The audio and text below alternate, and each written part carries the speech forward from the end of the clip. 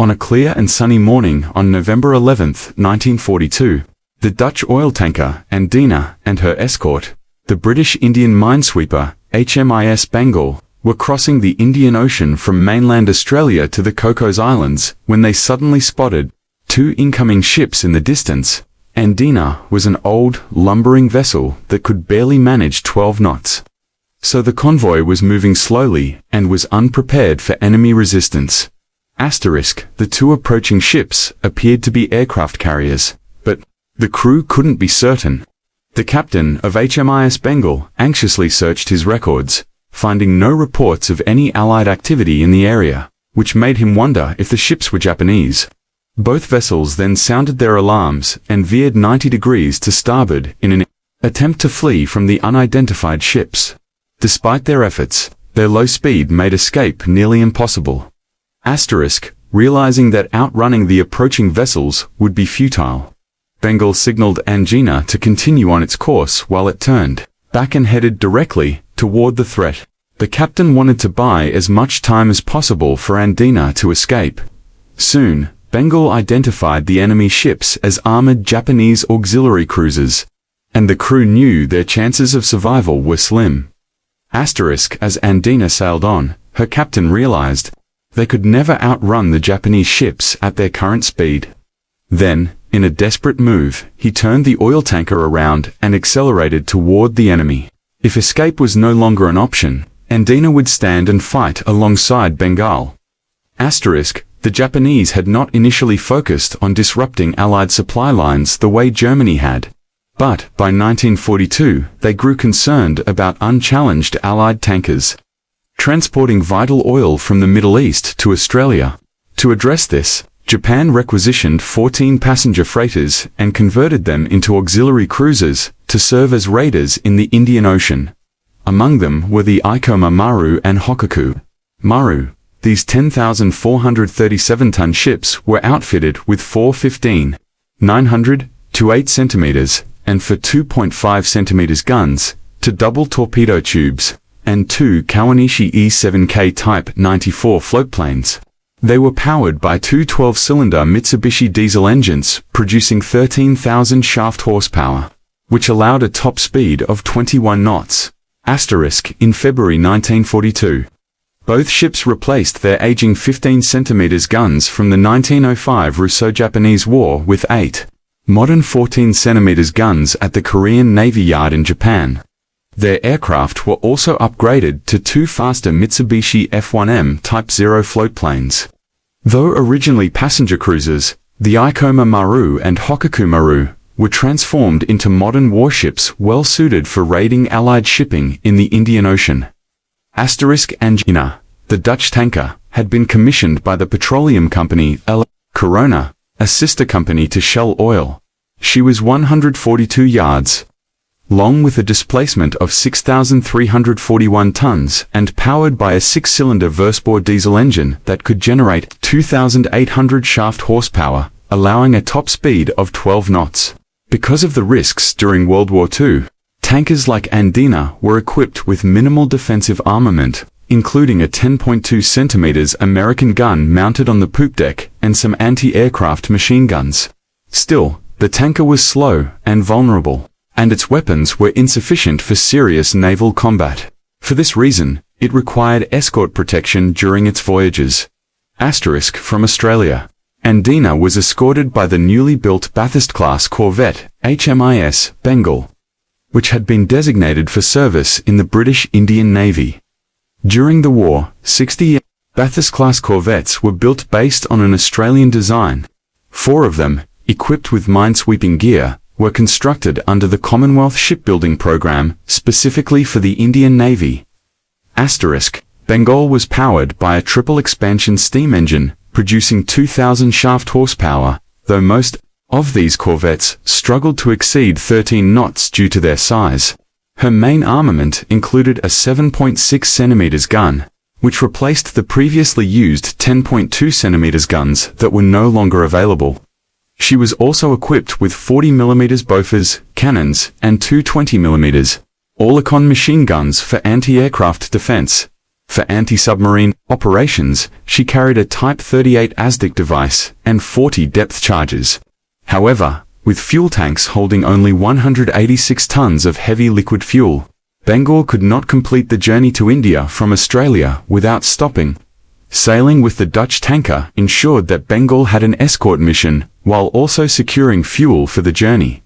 On November 11, 1942, during a journey from Fremantle, Australia to the Cocos Islands off the coast of Malaysia, the tanker MS Ondina spotted two unidentified vessels approaching from the northeast. Her escort, HMIS Bengal, was notified immediately by Ondina's captain, William Horseman, who also contacted Captain William Joseph Wilson of Bangor. Both officers checked for any Allied activity in the area, but found none. Suspecting the approaching ships to be Japanese, Ondina attempted to maneuver away while Bengal turned to confront the threat directly, heading straight for the larger of the two ships, the Hokoku Maru, hoping to delay the attackers and give Ondina a chance to escape. As Ondina tried to flee, Horseman realized the two Japanese raiders were significantly faster. Even with Bengal's support, they would eventually be caught. He decided the best chance of survival was to stand and fight together. Ondina turned back to face the enemy and support Bengal in battle. The Japanese ships opened fire first, landing several hits on Ondina. Fortunately, her empty oil tanks and watertight partitions allowed her to absorb damage without immediately sinking. Ondina and Bengal responded with coordinated fire, hitting the Hokoku Maru directly. One of their shots struck the armory, causing a series of internal explosions that destabilized the Japanese ship, which began to sink shortly afterward. It remains uncertain whether Ondina or Bengal fired the decisive shot, but their combined attack gave them a crucial early advantage. The second Japanese ship, the Hokoku Maru, continued the assault, focusing its fire on the damaged Ondina. Bengal came to her aid and engaged the larger enemy vessel, but soon ran out of ammunition. With no shells left, Bengal tried to distract the raider, but failed to divert its attention. Ondina continued to take heavy fire.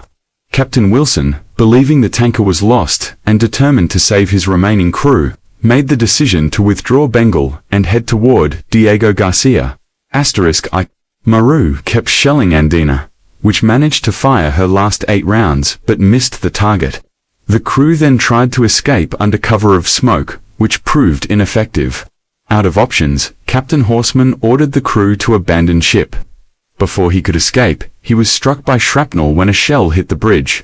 Amid chaos and flames, lifeboats were lowered, and the crew began evacuating.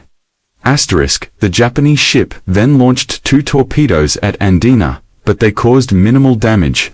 As the crew fled, machine gun fire was directed at the lifeboats, killing 1 sailor and seriously injuring 3 others. Assuming the tanker was sinking, the Japanese shifted their attention to rescuing survivors from their own sunken ship. They managed to save 278 out of 354 men. Before leaving, they launched 1 final torpedo at Ondina, which missed. Against all odds, Ondina stayed afloat. The surviving crew, injured and disoriented, returned to their battered ship. They managed to bring it back to minimal working condition by putting out fires and restarting the engines. Incredibly, they sailed back to Fremantle, bringing the ship home after one of the most dramatic encounters in the Indian Ocean. On November 11, 1942, during a voyage from Fremantle, Australia to the Cocos Islands near Malaysia, the Dutch tanker Ondina spotted 2 unknown vessels approaching from the northeast. Her escort, the British Indian Navy ship Bengal, was alerted.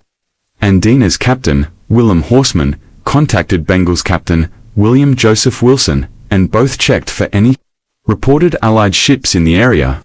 Finding none, they suspected the vessels were Japanese. Ondina tried to escape while Bengal turned toward the threat, aiming to slow the enemy and give the slower tanker a chance to get away. As Ondina attempted to flee, it became clear to Captain Horseman that the 2 enemy ships were much faster. Even with Bengal's support, they would eventually be overtaken. He decided that running would be useless. Instead of continuing to retreat, Ondina turned back and joined Bengal to confront the attackers together. The Japanese ships opened fire first, scoring multiple hits on Ondina. Fortunately, her empty tanks and watertight compartments allowed her to take the damage without sinking. Then came the response from both Allied ships. They fired together, and their shots hit the Hokoku Maru. One shell landed in the ship's armory, setting off a series of explosions that tore through the ship and fatally crippled her. The Japanese vessel began to sink not long after. It's uncertain whether the critical shot came from Ondina or Bengal, but their combined attack was effective enough to eliminate one of the enemy ships. The second Japanese raider, Hokoku Maru, continued the fight, now focusing entirely on the damaged Ondina. Bengal rushed in again to help, firing until all of her ammunition was gone. With nothing left to shoot, Bengal attempted to distract the Japanese ship, but it didn't work. Ondina continued to take heavy fire. Realizing that the tanker would not survive, and wanting to save his crew, Captain Wilson made the decision to retreat with Bengal and sail for Diego Garcia. Hokoku Maru kept firing at the wounded Ondina. The tanker responded with her final 8 shells but missed. She tried to escape using smokescreens, but they failed. With no options left, Captain Horseman ordered the crew to abandon ship. As he attempted to leave, he was hit by shrapnel from a shell that struck the bridge. Lifeboats were lowered under fire, and the crew evacuated the burning ship.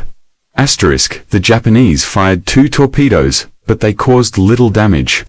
Then, they opened machine gun fire on the fleeing lifeboats, killing 1 sailor and wounding 3 more.